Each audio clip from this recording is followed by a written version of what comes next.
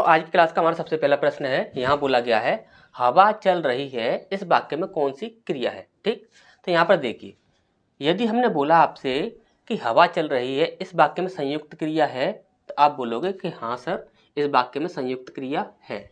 ठीक, अब यहाँ पर हमने आपसे बोला कि हवा चल रही है इस वाक्य में सहायक क्रिया है, तो आपने बोला कि हाँ सर, सहायक क्रिया भी है। अब हमने बोला कि यहाँ पर दो और बची हैं, सकर्मक और अकर्मक। इनमें से कौन सी क्रिया है और कौन सी नहीं है, तो आपने बोला हवा चल रही है। तो हमने पूछा क्या चल रही है, तो आपने बोला हवा चल रही है, और हवा क्या होता है, सब्जेक्ट होता है। तो यहाँ पर क्या हो जाएगा, आपका अकर्मक क्रिया हो जाएगा। ठीक, अब आपने बोला कि यहाँ पर तीनों जो ऑप्शन है वो तो हमारे सही हैं, लेकिन एक ऑप्शन है यहाँ पर आपका गलत है। यदि इस वाक्य में तीन ऑप्शन आपके बिल्कुल सही हैं, करेक्ट बिल्कुल सही हैं, इन्हें कोई भी आपका काट नहीं सकता, लेकिन यदि तीनों सही हैं, इनमें से तो हमें सिर्फ एक ही चूज़ करना है, क्योंकि चार ऑप्शन में से सिर्फ हमें एक ही चूज़ करना होता है। तो अब हम क्या करें, तो आप ध्यान से समझिएगा। काफ़ी सारे ऐसे प्रश्न हमने आपको पहले भी कराए हैं। देखिए, कारक वाले जो हमने आपको क्वेश्चंस कराए थे, तो कारक वाले क्वेश्चंस में भी आपके काफ़ी सारे ऐसे प्रश्न आते हैं जहाँ पर एक से अधिक कारक आपके सही होते हैं एक वाक्य के अंदर। तो वहाँ पर भी हमने आपको बताया था, वो तरीका हमने आपको बताया था कि किस प्रकार से आपको उसे हैंडल करना है, किस प्रकार से सिर्फ एक ही कारक को चूज करना है जो कि आपका बिल्कुल सही हो। ठीक, अब यहाँ पर भी देखिए, हर एक टॉपिक होता है, उसमें आपके ऐसे प्रश्न आपके बनते हैं। अब ये जो आपका प्रश्न है ये आपका क्रिया से संबंधित है, और क्रिया से संबंधित ये जो आपका प्रश्न है इसमें भी आपका ये प्रश्न बना है। तो इसमें भी आपको देखिए कुछ भी ज़्यादा प्रॉब्लम लेने की ज़रूरत नहीं है। इसमें देखिए होता क्या है, यदि हम बात करें सहायक क्रिया की, तो आपको अच्छे से पता है कि सहायक क्रिया होती है हैं, या फिर हम बोलेंगे था, थी, थे, या फिर हम बोलेंगे गा, गी, गे। ये सब क्या होती है, सहायक क्रियाएं होती हैं। अब ऐसा कोई भी वाक्य नहीं होगा, देखिए आपके ज़्यादातर 99% जो वाक्य होते हैं उनमें आपके ये होते हैं। ठीक, उनमें आपके ये सहायक क्रिया होती ही होती हैं। यदि उसे ये पूछना होता कि यहाँ पर इस वाक्य में सहायक क्रिया है या नहीं, तो वह ये इस प्रकार से पूछता कि इस वाक्य में कौन सी क्रिया है, यानी कि इस वाक्य में सहायक क्रिया कौन सी है। तो यहाँ पर आपको ऑप्शन में ही ऑप्शन ही रख दिए जाते हैं, जैसे कि यहाँ पर लिख दिया जाता कि चल रहा है, इनमें से कौन सी आपकी सहायक क्रिया है। या फिर आपसे पूछा जाता कि यहाँ पर रेखांकित के बारे में हमसे बताइए, तो यहाँ पर हम बोलते कि यहाँ पर क्या होगा, हमसे सहायक क्रिया पूछी जा रही है, तो हमें आंसर क्या देना था, सहायक क्रिया। ठीक, लेकिन यहाँ पर सहायक क्रिया है, लेकिन हम सहायक क्रिया आंसर में नहीं देंगे। क्यों, क्योंकि यहाँ पर इस प्रकार का कोई भी प्रश्न नहीं पूछा गया है। अब यहाँ पर हम बात करें कि संयुक्त क्रिया और यहाँ पर एक अकर्मक क्रिया, ये दो बचती हैं। अब इनमें से कौन से चूज करना है, तो यहाँ पर आप देखिए, एक होता है आपका संयुक्त क्रिया। संयुक्त क्रिया कब होता है, तो देखिए संयुक्त क्रिया तब होता है जब दो या दो से अधिक क्रियाओं का प्रयोग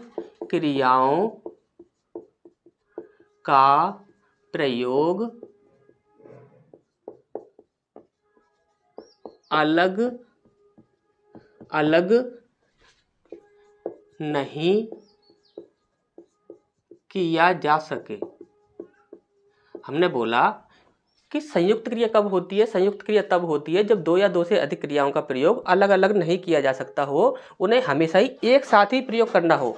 यदि किसी वाक्य को आपको सार्थक बनाना है तो उन दोनों क्रियाओं का प्रयोग आपको क्या करना होगा, एक साथ ही करना होगा। अब यहाँ पर आप देखिए, हवा चल रही है।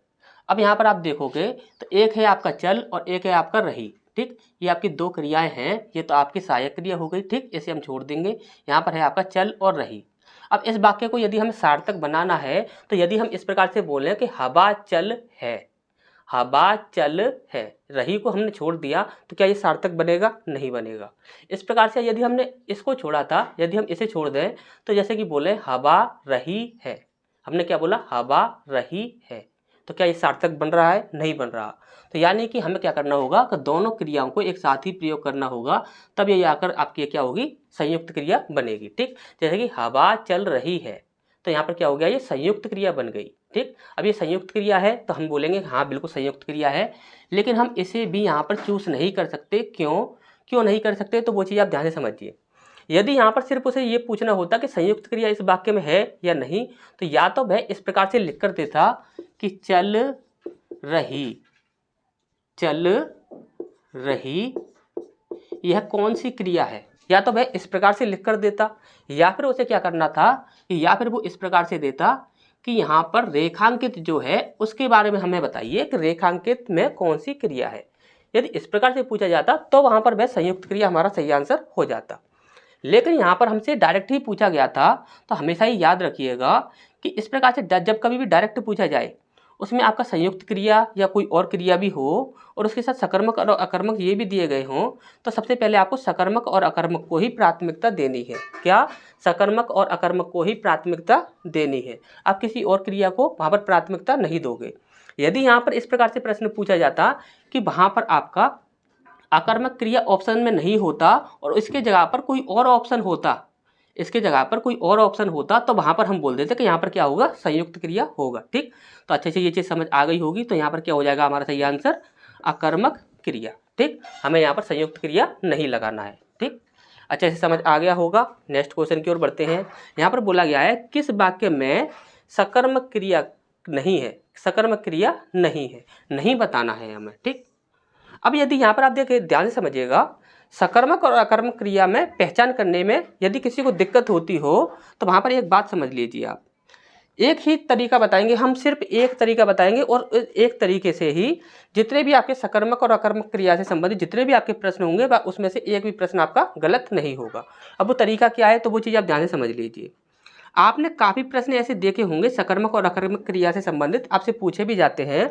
आपसे ये पूछा जाता है क्रिया का फल कर्ता पर पड़ता है तो वह कौन सी क्रिया होती है, तो आप वहाँ पर बोलते हो कि वहाँ पर अकर्मक क्रिया होगी। और वहाँ पर पूछा जाए कि जिस क्रिया का फल कर्म पर पड़े तो वह कौन सी क्रिया होगी, तो आप बोलोगे कि वहाँ पर सकर्मक क्रिया होती है। ठीक, अब यहाँ पर इसी चीज़ का हमें प्रयोग करना है। आपको क्या करना है, आपको क्या करके प्रश्न पूछना है, क्या करना है, क्या करके आपको प्रश्न पूछना है। यदि क्या करके यदि आप प्रश्न पूछ रहे हो और जो उत्तर आ रहा है वह कर्म के रूप में आ रहा है, किसके रूप में, कर्म के रूप में आ रहा है, तो वहाँ पर क्या होगा आपका सकर्मक, क्या होगा, सकर्मक क्रिया। ठीक, और यदि कर्म के रूप में आपका उत्तर नहीं आ रहा है, कर्ता के रूप में आ रहा है, कर्ता के रूप में उत्तर आ रहा है, तो आप बोलोगे वहां पर क्या हो जाएगा, अकर्मक। और ये करना कैसे है, किस प्रकार से करना है, तो वो चीज़ आप ध्यान से समझिएगा, क्योंकि हम सकर्मक और अकर्मक क्रिया ही पढ़ रहे हैं। ठीक, तो सारे ही ऑप्शंस को हम एक इसी ट्रिक से सॉल्व करेंगे। ठीक, तो कैसे करेंगे, तो ध्यान से देखिएगा। यहाँ पर पूछा गया है कि सकर्मक क्रिया नहीं है, यानी कि कौन सी क्रिया होनी चाहिए, अकर्मक क्रिया होनी चाहिए। ठीक, अब यहाँ पर आप देखिए, बच्चे फिल्म देख रहे हैं, हमने पूछा क्या देख रहे हैं, तो आपने बोला कि फिल्म देख रहे हैं, और फिल्म इस वाक्य में क्या है, तो ऑब्जेक्ट है, ऑब्जेक्ट है यानी कि कर्म है, तो यहाँ पर क्या हो जाएगा आपका सकर्मक क्रिया हो जाएगा। ठीक, तो ये आपका गलत हो जाएगा। अब इसके बाद नेक्स्ट देखते हैं, रजत दूध पी रहा है, हमने पूछा क्या पी रहा है, तो आपने बोला दूध पी रहा है, और दूध जो है वह इस वाक्य में क्या है, ऑब्जेक्ट है, तो ये क्या हो जाएगा आपका सकर्मक क्रिया हो जाएगा। ठीक, तो इसे भी यहाँ पर कैंसिल कर देते हैं। इसके बाद बोला मनीष ने कार खरीदी थी, हमने पूछा क्या खरीदी थी, तो आपने बोला कार खरीदी थी, कार खरीदी थी यानी कार क्या है, इस वाक्य में ऑब्जेक्ट है यानी कर्म है, तो ये क्या हो जाएगा आपका सकर्मक क्रिया हो जाएगा, तो इसे भी यहाँ पर कैंसिल कर देंगे। अब यहाँ पर आप देखिए, यहाँ पर बोला गया है मोर नाचता है, हमने पूछा क्या नाचता है, हमने पूछा क्या नाचता है, तो आपने क्या जवाब दिया कि मोर नाचता है, और मोर इस वाक्य में क्या है, तो मोर इस वाक्य में सब्जेक्ट है, यानी कार्य का फल किस पर पड़ रहा है, कर्ता पर पड़ रहा है, तो ये क्या हो जाएगा आपका अकर्मक क्रिया। और यहाँ पर पूछा गया था सकर्मक क्रिया नहीं होना चाहिए, तो ये हो जाएगा आपका अकर्मक क्रिया, तो यही हमारा बिल्कुल सही आंसर हो जाएगा। ठीक, तो नेक्स्ट क्वेश्चन की ओर बढ़ते हैं। इसका नेक्स्ट प्रश्न हमारा यहाँ बोला गया है निम्नलिखित में से अकर्मक क्रिया का उदाहरण कौन सा है, हमें क्या बताना है, अकर्मक क्रिया यानी कि जिस क्रिया का फल आपका कर्ता पर पड़ता हो वो हमें बताना है। ठीक, अब यहाँ पर आप देखिए, सबसे पहला है आपका राम पुस्तक पढ़ता है, हमने पूछा क्या पढ़ता है, तो पुस्तक पढ़ता है, और पुस्तक क्या है, ऑब्जेक्ट है, तो यहाँ पर क्या हो जाएगा आपका सकर्मक क्रिया। ठीक, तो ये कैंसिल हो जाएगा। इसके बाद घोड़ा पैरों से मिट्टी खोदता है, हमने पूछा क्या खोदता है, तो आपने बोला मिट्टी खोदता है, और मिट्टी इस वाक्य में क्या है, ऑब्जेक्ट है, तो ये क्या हो जाएगा आपका सकर्मक क्रिया। ठीक, तो इसे भी कैंसिल कर देते हैं। इसके बाद बचता है आपका मोहन फल खा रहा है, हमने पूछा क्या खा रहा है, तो आपने पूछा फल खा रहा है, तो फल क्या है, यहाँ पर ऑब्जेक्ट है, तो ये क्या हो जाएगा आपका सकर्मक क्रिया, तो इसे भी यहाँ पर कैंसिल कर देंगे, तो सही आंसर हमारा क्या होगा, डी होगा। हमने बोला बालक सो रहा है, हमने पूछा क्या सो रहा है, तो आपने बोला कि बालक सो रहा है, और बालक क्या है, सब्जेक्ट है, तो यहाँ पर क्या हो जाएगा आपका अकर्मक क्रिया। ठीक, तो यही हमारा बिल्कुल सही आंसर हो जाएगा। ठीक, अब इसका नेक्स्ट प्रश्न है आपका, काफ़ी अच्छा प्रश्न है, ध्यान से समझिएगा इसे।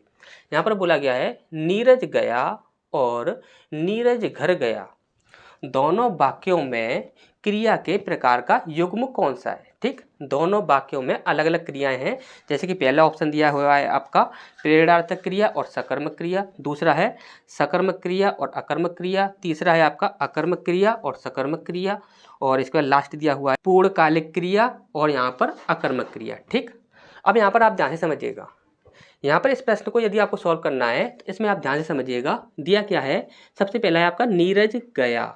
ठीक, क्या बोला, सिर्फ नीरज गया। हमने पूछा क्या गया, तो आपने बोला नीरज गया, तो यहाँ पर क्या हो गया आपका, ये सब्जेक्ट हो गया, यानी कि ये कौन सी क्रिया हो गई आपकी, अकर्मक,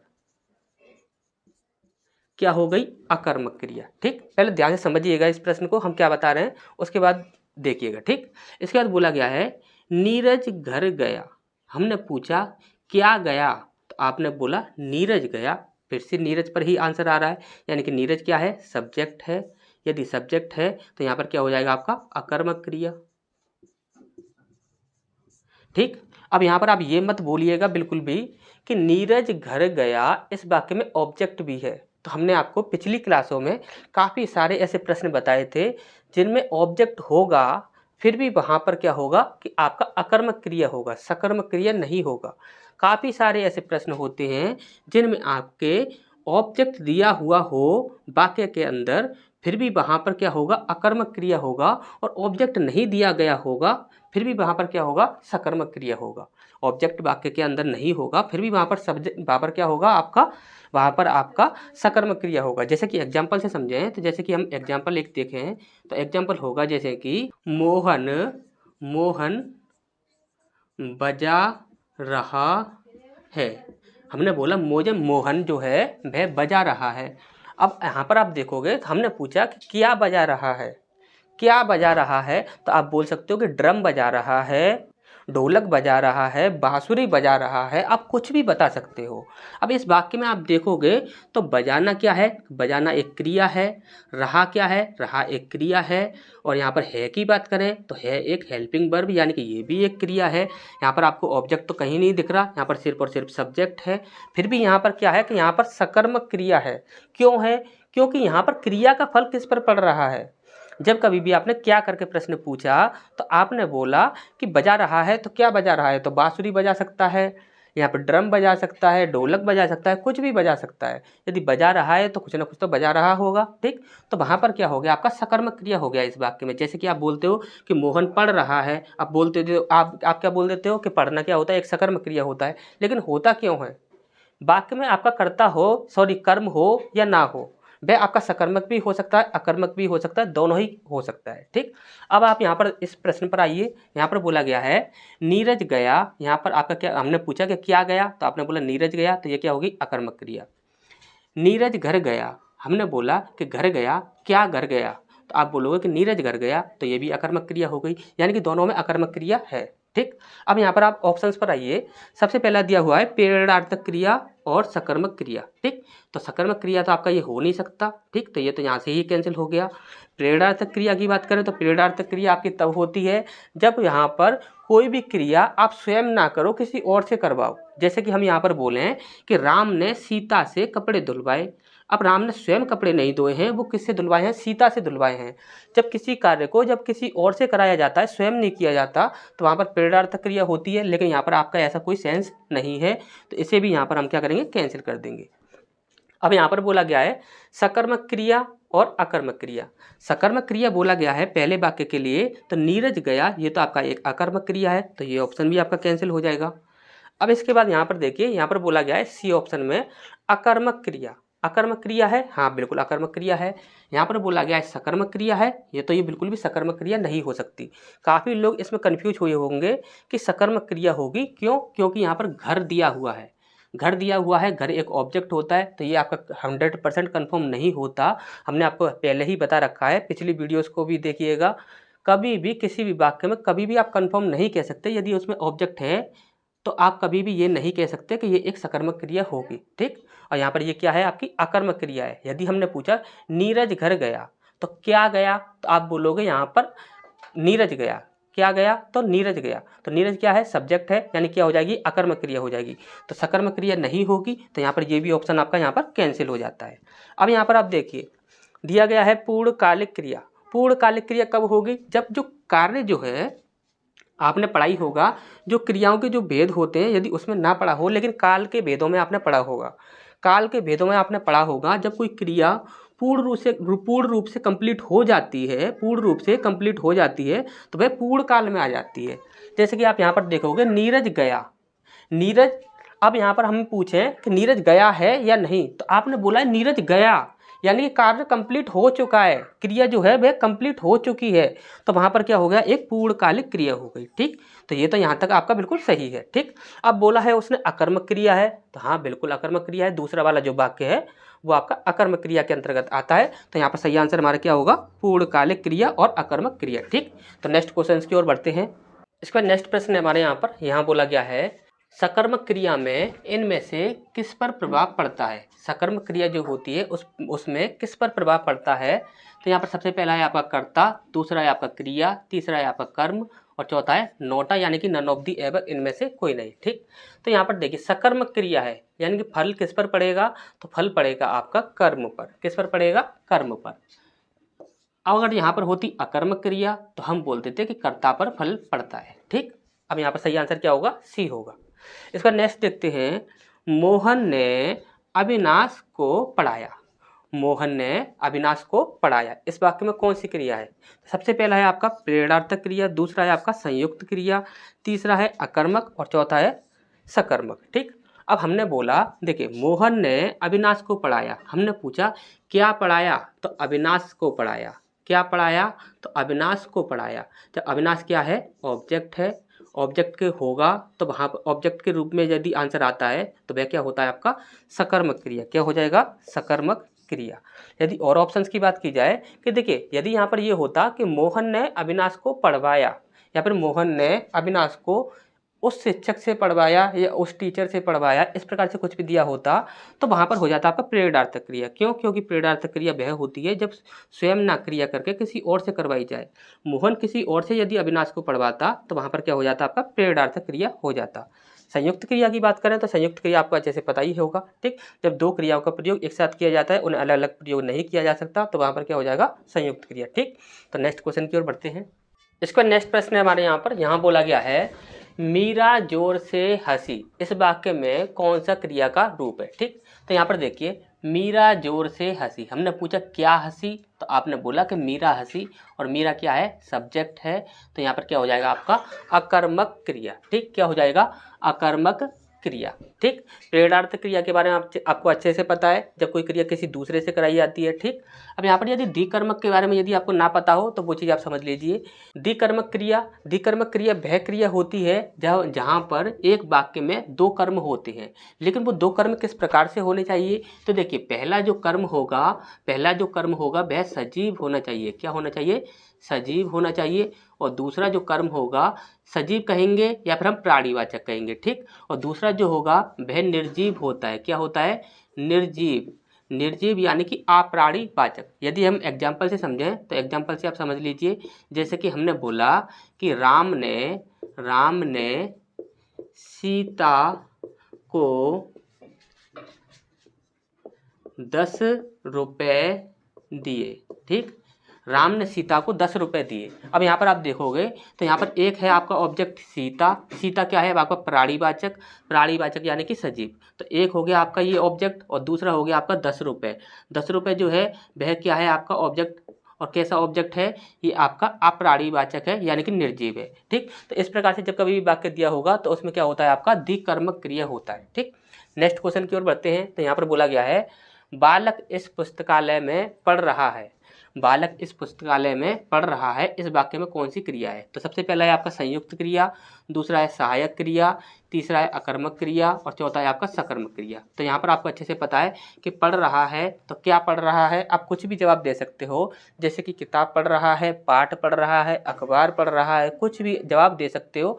तो यहाँ पर वो क्या हो जाएगा आपका सकर्मक क्रिया। ठीक, इसके बाद नेक्स्ट की ओर देखते हैं। तो यहाँ पर है आपका निम्न में से सकर्मक क्रिया का उदाहरण है। सकर्मक क्रिया होनी चाहिए यानी कि उसके साथ कर्म आपका आना चाहिए। ठीक, अब यहाँ पर देखिए, एक है आपका आना, दूसरा है जाना, तीसरा है लेना और चौथा है आपका मरना। ठीक, हम बोले कुत्ता मर रहा है, कुत्ता मर रहा है, तो आप बोलोगे क्या मर रहा है, तो कुत्ता मर रहा है। कुत्ता क्या है, सब्जेक्ट है, तो यहाँ पर क्या हो जाएगा, ये अकर्मक क्रिया हो जाएगा, तो इसे कैंसिल कर देंगे। यहाँ पर हम देखें तो यहाँ पर है आना। ठीक, मोहन आ रहा है, तो हमने पूछा क्या आ रहा है, तो आपने बोला मोहन आ रहा है और मोहन क्या है, सब्जेक्ट है, तो ये क्या हो जाएगा आपका अकर्मक क्रिया।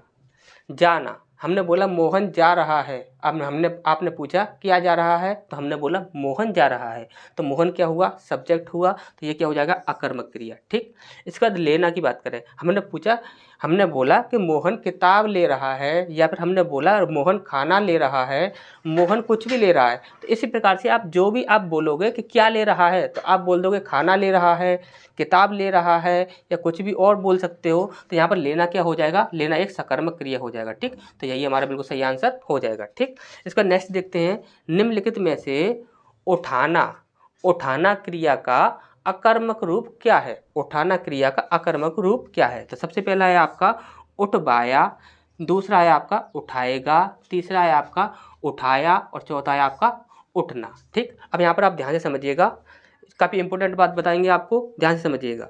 सबसे पहला है आपका उठवाया। जब एक क्रिया किसी और से कराई जाती है, तो वहाँ पर हमेशा ही क्या होता है आपका, तो वहाँ पर होता है आपका प्रेरणार्थक क्रिया। तो यहाँ पर क्या हो जाएगा आपका प्रेरणार्थक क्रिया। ठीक, यहाँ पर क्या हो जाएगा आपका प्रेरणार्थक क्रिया। अब यहाँ पर हम देखें, यहाँ पर बोला गया है उठाएगा क्या हो जाएगा, तो यहाँ पर हो जाएगा आपका भविष्य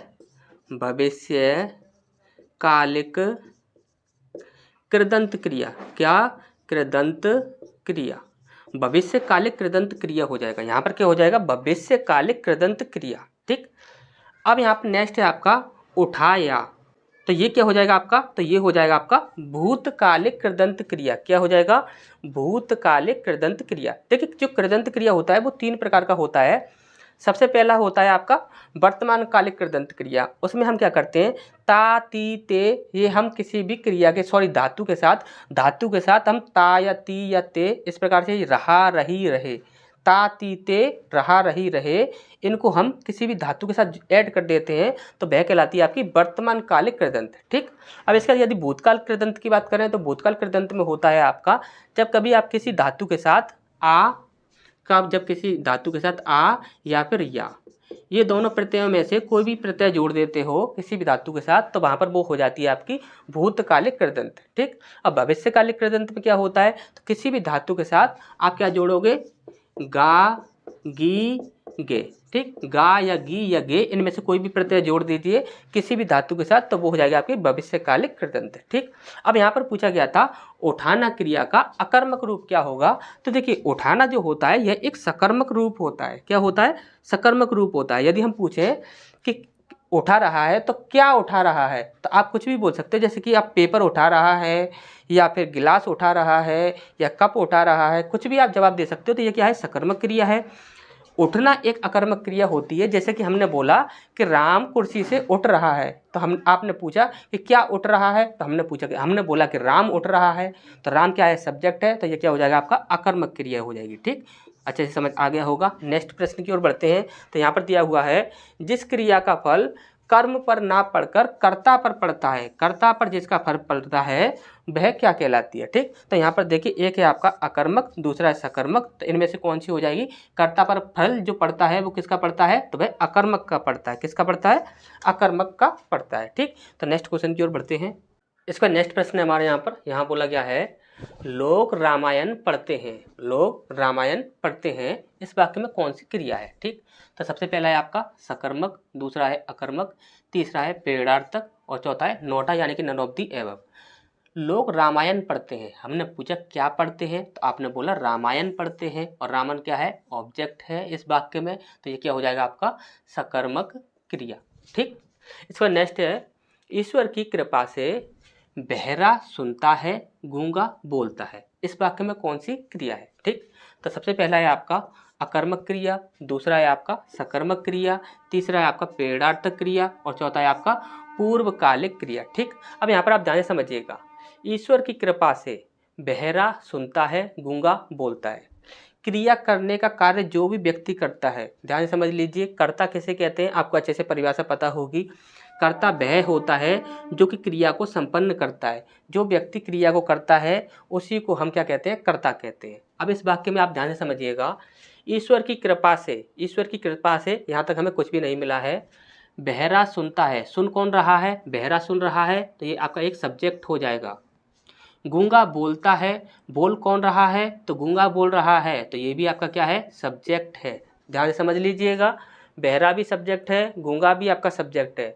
हमने पूछा क्या सुनता है, तो आपने बोला बहरा सुनता है, तो ये क्या हो जाएगा, अकर्मक क्रिया।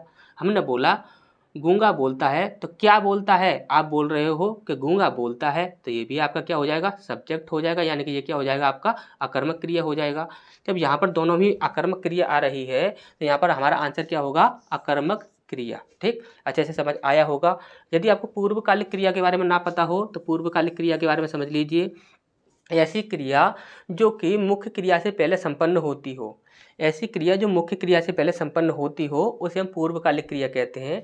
उसमें क्या होता है कि मूल क्रिया जो होती है, मूल क्रिया, उसके साथ हम क्या करते हैं, कर प्रत्यय लगा देते हैं। कर प्रत्यय, कर प्रत्यय हम उसके साथ लगा देते हैं, तो वह क्या हो जाती है, आपकी पूर्वकालिक क्रिया। जैसे कि हम बोले हैं कि बच्चा दूध पीकर सो गया, बच्चा दूध पीकर सो गया, बच्चा दूध पीकर सो गया, दूध पीकर सो गया। अब यहाँ पर देखेंगे आप, तो देखिए पीकर ये भी आपका क्रिया है, सोना ये भी क्रिया है, गया ये भी आपका क्रिया है। लेकिन इनमें से पूर्वकालिक क्रिया कौन सी होगी, तो आप बोलोगे जिस क्रिया के साथ कर प्रत्यय लगाया होगा, यानी कि जो क्रिया मुख्य क्रिया से पहले संपन्न हो रही होगी, वही आपकी क्या होगी, पूर्वकालिक क्रिया। तो यहाँ पर देखिए पीकर, यानी कि पीना एक क्रिया होती है, और पीना के साथ हमने क्या किया, कर प्रत्यय लगा दिया, तो यही आपका हो जाएगा पूर्वकालिक क्रिया। तो कौन सी हो जाएगी पूर्वकालिक क्रिया, पीकर। तो जो पीकर जो है, यह आपकी क्या हो जाएगी, पूर्वकालिक क्रिया। ठीक, अब यहाँ पर हम देखते हैं अकर्मक क्रिया का प्रयोग किस वाक्य में हुआ है। अकर्मक क्रिया का प्रयोग होना चाहिए, यानी कि जिसमें हमें कर्म की आवश्यकता ना हो, यानी कि जो फल पड़ेगा, क्रिया का जो फल पड़ेगा वो किस पर पड़ेगा, कर्ता पर पड़ेगा। किस पर पड़ेगा, कर्ता पर पड़ेगा। तो यहाँ पर देखेंगे रामू खाना खा रहा है। हमने पूछा क्या खा रहा है, तो आपने बोला कि खाना खा रहा है, और खाना क्या है, ऑब्जेक्ट है, और ऑब्जेक्ट पर फर्क पड़ रहा है, यानी कि क्या हो जाएगा यहाँ पर आपका सकर्मक क्रिया। ठीक, क्या हो जाएगा, सकर्मक क्रिया। तो इसे हम यहाँ पर कैंसिल कर देंगे। इसके बाद है आपका चालक गाड़ी चलाता है, चलाता है। हमने पूछा क्या चलाता है, तो आप बोलोगे कि गाड़ी चलाता है, गाड़ी क्या है, ऑब्जेक्ट है, तो ये क्या हो जाएगा, आपका सकर्मक क्रिया हो जाएगा, तो इसे भी यहाँ पर कैंसिल कर देंगे। इसके बाद है आपका श्याम हंसता है। हमने पूछा क्या हंसता है, तो आप बोलोगे कि श्याम हंसता है। हमने पूछा क्या हंसता है, तो आपने बोला श्याम हंसता है, और श्याम क्या है, सब्जेक्ट है, तो यहाँ पर क्या हो जाएगा आपका ये अकर्मक क्रिया। क्या हो जाएगा, अकर्मक क्रिया। तो यही हमारा सही आंसर हो जाएगा।